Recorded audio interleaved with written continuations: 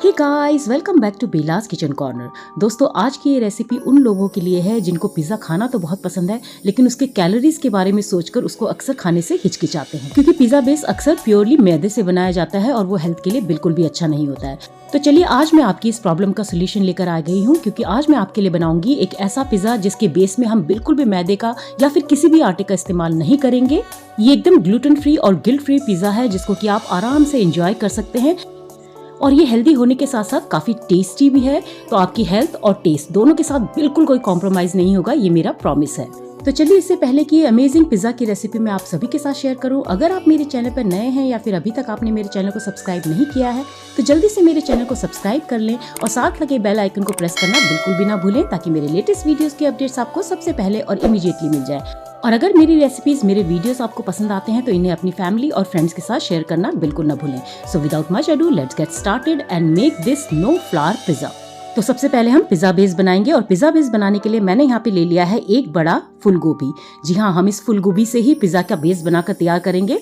तो इसके लिए हम इसके स्टेम को काटकर अलग कर देंगे और इसके जो फ्लोरेट्स हैं उसको हम ग्रेट करेंगे। तो सबसे पहले मैं फ्लोरेट्स को स्टेम से अलग कर लूंगी और अब हम इसे ग्रेट करना शुरू करेंगे। आप चाहे तो इसे डायरेक्टली बॉईल करके, मैश करके भी यूज कर सकते हैं, लेकिन मैं हमेशा इसे पहले ग्रेट करती हूँ फिर हल्का सा बॉईल करती हूँ। ऐसा करने से ये काफी क्रिस्पी बनकर तैयार होते हैं। तो चलिए फटाफट इस फूल गोभी को हम ग्रेट करके तैयार कर लेते हैं। तो बहुत ही हेल्दी हमारा ये पिज़्ज़ा बनकर तैयार होने वाला है। और देखिए, मैंने यहाँ पे सारी फूल गोभी को अच्छे से ग्रेट कर लिया है। और अब एक बोल में मैं ले लूंगी थोड़ा सा पानी। इसमें मैं डाल दूंगी एक बड़ा चम्मच नमक। अच्छे से इस नमक को हम पानी के साथ मिक्स कर लेंगे। अच्छे से डिसॉल्व हो जाना चाहिए नमक जो है, और फिर ग्रेट किए हुए गोभी को हम इसमें ऐड कर देंगे। अच्छा, एक बात का आपने और ध्यान रखना है कि गोभी को ग्रेट करने से पहले आपने उसे अच्छे से साफ पानी से धो लेना है और इस बात का यकीन कर लेना है कि उसमें कोई कीड़ा ना हो। और अब मैं इस ग्रेट किए हुए गोभी को माइक्रोवेव में करीब 3 से 4 मिनट तक पका लूंगी। आप चाहे तो इसे डायरेक्टली बॉईल भी कर सकते हैं, लेकिन बहुत ज्यादा बॉईल नहीं करना है, बस थोड़ा सा ही आपने इसे पकाना है ताकि ये हल्के से नरम हो जाए। तो देखिए, मैंने यहाँ पे 4 मिनट का टाइमर लगा दिया है। वैसे ये 2 से 3 मिनट में ही अच्छे से नरम हो जाते हैं। और जब तक हमारी गोभी पक रही है, मैंने यहाँ पे ले लिए हैं 4 बड़े साइज के आलू। इनको मैंने अच्छे से धो लिया है। अब हम इसको पील कर लेंगे, मतलब कि इसका जो छिलका है उसको निकाल कर आपने अलग कर देना है।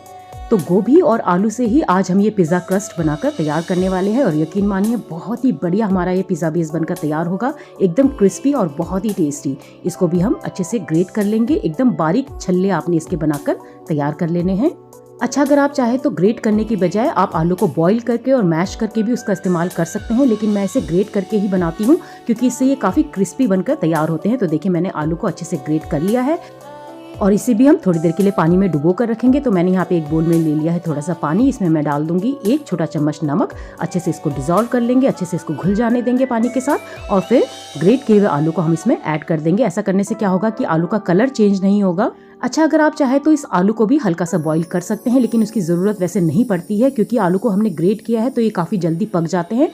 आलू को थोड़ी देर के लिए रख देते हैं साइड में, और तब तक हम पिज़्ज़ा की टॉपिंग की तैयारी कर लेते हैं। उसके लिए मैंने यहाँ पे ले लिया है हरी, लाल और पीले रंग की शिमला मिर्च। इनको हम छोटे छोटे क्यूब्स में काटकर तैयार कर लेंगे। तो ये बिल्कुल तैयार है। और टॉपिंग के लिए जिन बाकी चीज़ों का हम इस्तेमाल करने वाले हैं वो है ये ब्लैक ऑलिव्स और साथ में थोड़े से स्वीट कॉर्न। तो हमारी टॉपिंग्स का सामान भी बिल्कुल तैयार है। और यहाँ हमारी गोभी को भी हमने पकाकर अच्छे से ठंडा कर लिया है। इसको हम एक स्ट्रेनर में निकाल लेंगे ताकि इसमें जो भी एक्स्ट्रा पानी हो वो छन्नी से बाहर निकल जाए। और इसी तरह से हम आलू को भी इसी स्ट्रेनर में निकाल लेंगे। और अब इस बात का आपने ध्यान रखना है कि सारे पानी को आपने निचोड़कर अच्छे से निकाल देना है। इसमें बिल्कुल भी पानी नहीं रहना चाहिए। तो ये एकदम सूखा हो गया है, देखिए, इसमें बिल्कुल भी कोई भी ट्रेस पानी का नहीं रहना चाहिए। इस बात का आपने ध्यान रखना है। तो हमारे आलू और गोभी दोनों तैयार है। इसको हम एक मिक्सिंग बोल में ट्रांसफर कर लेंगे। और अब इसमें हम डाल देंगे 3 अंडे। ये गोभी और आलू को आपस में बाइंड करने में हेल्प करेंगे।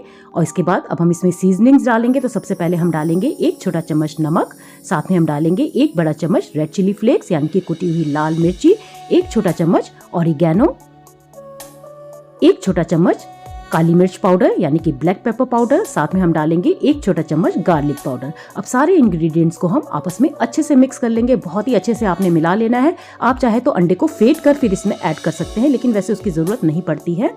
तो देखिए मैंने यहाँ पे सारे सामान को आपस में अच्छे से मिला लिया है और अब मैंने यहाँ पे ले लिया है एक नॉन स्टिक पैन। इसमें हम डालेंगे थोड़ा सा ऑलिव ऑयल। अच्छे से नॉन स्टिक पैन को हम इस ऑलिव ऑयल से ब्रश कर लेंगे। तो आज ये पिज्जा मैं आपको नॉन स्टिक पैन और ओवन दोनों में बनाना सिखाऊंगी। तो यहाँ मैंने पैन को अच्छे से ग्रीस कर लिया है। अब हम तैयार किए हुए मिक्सचर को इसमें फैला लेंगे और आपने इसको राउंड शेप में फैलाना है, जिस तरह का पिज्जा बेस होता है ठीक उसी तरह। और जो ये लेयर है ना तो ये बहुत ज्यादा मोटी होनी चाहिए और ना ही बहुत ज्यादा पतली, क्योंकि अगर ये लेयर बहुत ज्यादा मोटी होगी तो ये बहुत ज्यादा सॉगी बनेगी और अगर बहुत ज्यादा पतली होगी तो इसके टूटने का डर रहेगा। अब हम इसे ढककर एकदम लो फ्लेम पर करीब 4 से 5 मिनट तक अच्छे से पकने देंगे। तब तक हम इसे ओवन में बनाने की भी तैयारी कर लेते हैं। तो उसके लिए मैंने यहाँ पे ले लिया एक बेकिंग ट्रे। इसके ऊपर मैंने पार्चमेंट पेपर बिछा दिया था, इसको भी हल्का सा मैंने ग्रीस कर लिया है। और अब तैयार किए हुए मिक्सचर को हम इसके ऊपर भी फैला देंगे और उसी पिज्जा बेस की शेप में ही हम इसे फैलाएंगे, यानी कि राउंड शेप में आपने इसको फैलाकर तैयार कर लेना है। इसका भी बेस ना तो बहुत ज्यादा पतला होना चाहिए और ना ही बहुत ज्यादा मोटा। और अब हम इसे एक प्री हीटेड ओवन में 180 डिग्री सेंटीग्रेड पर 8 से 10 मिनट तक के लिए बेक होने देंगे। इस वक्त आपने ऊपर वाला रॉड ऑन रखना है, क्योंकि हमने पहले ऊपर वाला हिस्सा पकाना है, बाद में हम नीचे वाला हिस्सा पकाएंगे।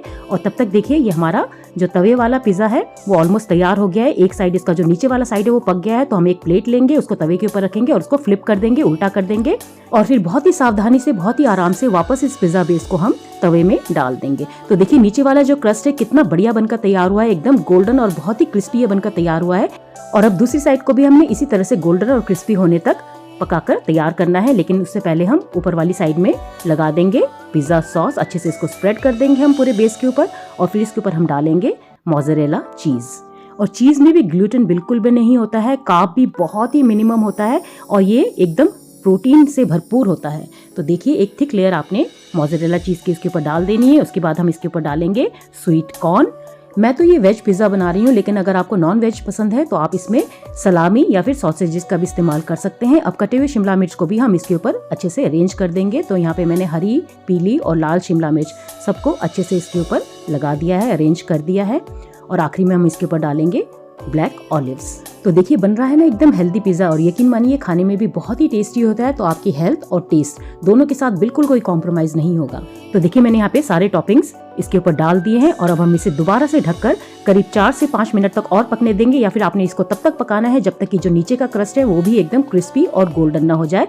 तब तक हम ओवन वाले पिज्जा को चेक कर लेते हैं। मैंने एक टूथपिक इसके बीच में डाला और ये टूथपिक बिल्कुल एकदम साफ निकला है। इसका मतलब ऊपर से हमारा बेस जो है वो अच्छे से पक चुका है। तो इसको मैंने बाहर निकाला। इसके ऊपर भी हम डालेंगे पिज्जा सॉस, अच्छे से इसको स्प्रेड कर लेंगे पूरे बेस के ऊपर और साथ में हम डालेंगे मोज़रेला चीज। तो मैं यहाँ सेम टॉपिंग्स का इस्तेमाल कर रही हूँ, आप चाहे तो अपनी पसंद की कोई भी टॉपिंग्स इसमें ऐड कर सकते हैं। और मोज़रेला चीज की एक थिक लेयर लगाने के बाद अब हम इसमें डालेंगे कटी हुई शिमला मिर्च। तो यहाँ पे हरी, लाल और पीली शिमला मिर्च को मैं इसके ऊपर अरेंज कर दूंगी और साथ में मैं डाल दूंगी थोड़े से स्वीट कॉर्न और आखिरी में ब्लैक ऑलिव्स। और सारे टॉपिंग्स डालने के बाद हम इसे दोबारा से बेक करेंगे और इस बार आपने लोअर रॉड को ऑन रखना है, क्योंकि हमने अब इसे नीचे से पकाना है। तो अब हम इसे वापस से ओवन में डाल देंगे और लोअर रॉड को ऑन करके अब हम इसे दोबारा से करीब 10 से 15 मिनट तक पकाएंगे, या फिर तब तक पकाएंगे जब तक कि जो लोअर क्रस्ट है वो भी अच्छे से क्रिस्प और गोल्डन ना हो जाए। और यहाँ देखिए ये हमारा पैन वाला पिज्जा बनकर बिल्कुल तैयार है। चीज़ अच्छे से मेल्ट हो चुका है और नीचे का जो क्रस्ट है वो भी काफ़ी अच्छे से पक चुका है। इसको हम ट्रांसफ़र कर लेंगे एक बोर्ड पे और देखिए कितना बढ़िया हमारा ये पिज़्ज़ा बनकर तैयार हुआ है। इसका जो क्रस्ट है बहुत ही क्रिस्पी, बहुत ही अच्छा बनकर तैयार हुआ है। ऊपर से मैं डाल दूंगी थोड़ा सा पिज़्ज़ा स्पाइस मिक्स और साथ में टोमेटो केचप और ये सर्व होने के लिए बिल्कुल तैयार है। आप इसे ऐसे ही गर्मा गर्म सर्व करें, बिल्कुल भी देरी ना करें, क्योंकि आप जितना देर से इसे सर्व करेंगे जो नीचे क्रस्ट है वो सॉगी होता जाएगा। तो चलिए मैं फटाफट इसके स्लाइसेस काट लेती हूँ। बहुत ही अमेजिंग लग रहा है, बहुत ही अच्छा लग रहा है दिखने में। चीज़ बहुत ही अच्छे से मेल्ट हुआ है और ये देखिए कितना बढ़िया ये बनकर तैयार हुआ है। यकीन मानिए खाने में भी बहुत ही टेस्टी होता है। एक बार आप इस रेसिपी को बनाकर ज़रूर ट्राई कीजिए। और अब देखिए आप कितने अच्छे से ये चीज़ मेल्ट हुआ है। ये देखिए लग रहा है ना एकदम शानदार। और ये सर्व होने के लिए बिल्कुल तैयार है। तो चलिए मैं फटाफट टेस्ट करके बताती हूँ कि ये पिज़्ज़ा कैसा बना है। मैं तो काफ़ी बार ट्राई कर चुकी हूँ, मुझे तो बहुत पसंद है और ये वाकई में काफ़ी बढ़िया बनकर तैयार हुआ है। और यहाँ मैं बात करूंगी केवल क्रस्ट की, क्योंकि टॉपिंग्स तो ऑलमोस्ट सभी पिज़्ज़ा में सेम ही होता है। तो यहाँ पे इसका क्रस्ट काफ़ी क्रिस्पी, फ्लेवरफुल और टेस्टी बनकर तैयार हुआ है। बहुत ही बढ़िया बना है। तो देखिए यहाँ पे हमारा ओवन वाला पिज़्ज़ा भी एकदम तैयार है। इसको भी मैं बोर्ड में ट्रांसफर कर लेती हूँ। ये भी एकदम परफेक्ट बनकर तैयार हुआ है। इसके ऊपर भी मैं डाल दूंगी पिज़्ज़ा स्पाइस मिक्स और साथ में थोड़ा सा टोमेटो केचप, और ये भी सर्व होने के लिए बिल्कुल तैयार है। बस एक बात का आपने ध्यान रखना है कि आपने इसको इमीडिएटली सर्व करना है, बिल्कुल भी लेट नहीं करना है, वरना ये नीचे से जो बेस है वो सॉगी हो जाएगा। तो चलिए फटाफट इसको भी कट कर लेते हैं और इसको भी हम सर्व करते हैं। और इस पिज़्ज़ा की सबसे अच्छी बात यह है कि टेस्टी होने के साथ साथ इसको खाने के बाद आपको हैवी भी फील नहीं होगा, बहुत ही लाइट फील होगा, क्योंकि इसके बेस में हमने मैदे का इस्तेमाल नहीं किया है। तो देखिए इस पिज़्ज़ा को भी मैंने अच्छे से स्लाइस करके तैयार कर लिया है और ये भी सर्व होने के लिए बिल्कुल तैयार है। बहुत ही परफेक्ट ये बनकर तैयार हुआ है, चीज़ भी काफ़ी अच्छे से मेल्ट हुआ है, टॉपिंग्स भी बहुत बढ़िया लग रहे हैं और इसका क्रस्ट भी बहुत ही अच्छे से बहुत ही क्रिस्पी बनकर तैयार हुआ है। और ये पिज़्ज़ा इतना टेस्टी बनकर तैयार होता है कि अगर आप इन्हें बच्चों को भी देंगे ना, वो भी इसे बड़े शौक से खाएंगे और आपको भी कोई गिल्ट नहीं होगा कि आपने उन्हें कुछ अनहेल्दी खाने के लिए दिया है। ये इतने बढ़िया, इतने टेस्टी और इतने हेल्दी बनकर तैयार होते हैं। तो दोस्तों उम्मीद करती हूँ कि आज ये बिना मैदे वाला पिज़्ज़ा आपको पसंद आया होगा, ये रेसिपी आपको पसंद आई होगी। और अगर ये रेसिपी आपको पसंद आई है तो इसको ज़्यादा से ज़्यादा शेयर ज़रूर कीजिएगा। और जिन्होंने अभी तक भी मेरे चैनल को सब्सक्राइब नहीं किया है वो भी जाते जाते मेरे चैनल को सब्सक्राइब करके ज़रूर जाएं, ताकि ऐसे ही अमेजिंग रेसिपीज़ आपको लगातार मिलती रहें। तो मिलते हैं अगली वीडियो में किसी नई रेसिपी के साथ। तब तक अपना और अपने परिवार वालों का ख्याल रखिए। Have a happy Sunday. Bye bye.